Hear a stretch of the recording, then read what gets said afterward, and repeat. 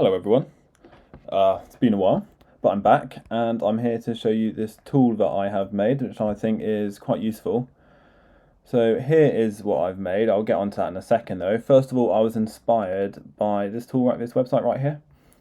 So what you do, you have your chainring options, and then your cassette options, and then all the combinations, the chainring sprocket combinations, will have their corresponding speeds. So basically, you can work out what chainring, what cassette you want to use by looking at what speeds you'd be at.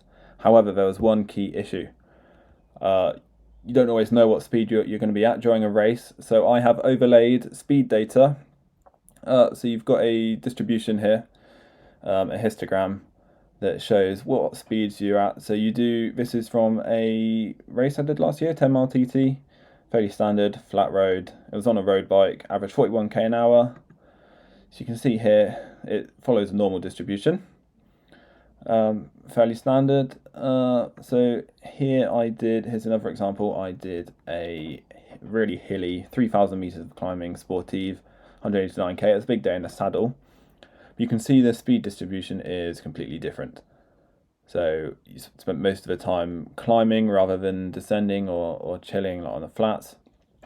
So it shows how you don't always know that just because of the average speed. I think this was 27k an hour. You actually spend more time down here. So that's why it's important to have a go off distribution and not just your average speed. So why is it important to kind of consider all this? So first of all, I haven't got it here, but your biomechanical efficiency. So you need to have the gear range to be able to, especially if you're climbing lots or whatever, you need to have the gear range to be able to spin out and have a nice cadence, nice steady cadence. There's nothing worse than running out of gears and having to grind up a hill because you thought your legs were bigger than they actually are, or whatever. So, and then second of all, there's the mechanical efficiency. So some people may know that the bigger the sprocket, and the chainring, the sprocket, the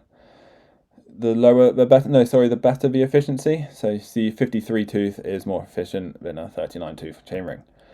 And then again, we've got here that essentially you want to spend most of your time in the middle of the cassette to avoid cross chaining.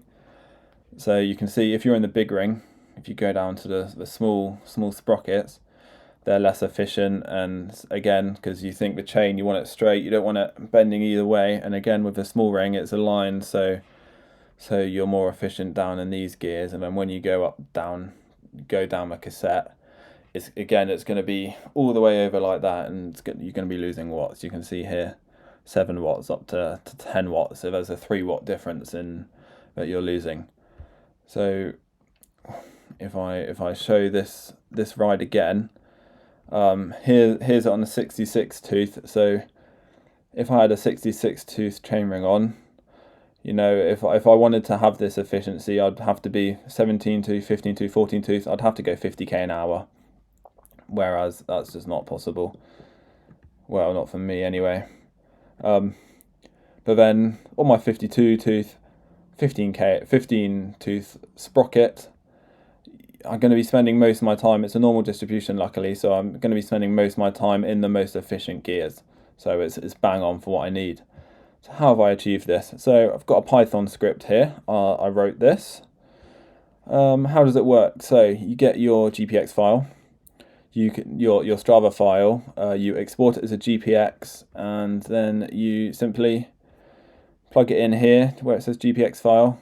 So I've got here Dartmoor Classic one, and plug it in, and then this comes up, and you've got interactive stuff. So you've got different cassette options. I've only got the Shimano 12-speed cassette options at the moment, so you put it on a 105 1136. You've got cadence options, so that's just a linear change, obviously. Tyre width, I ride 32s. It does make a small difference actually, because obviously the circumference of the tyre of a wheel is I'm a tyre, but of the wheel is slightly changed. I mean, you got 2 options for different chain rings as well. So I made it so you can compare chain rings. So that's about it. I'm thinking about putting it on a website because at the moment it's just all local. So if you're interested, let me know. Thanks for listening.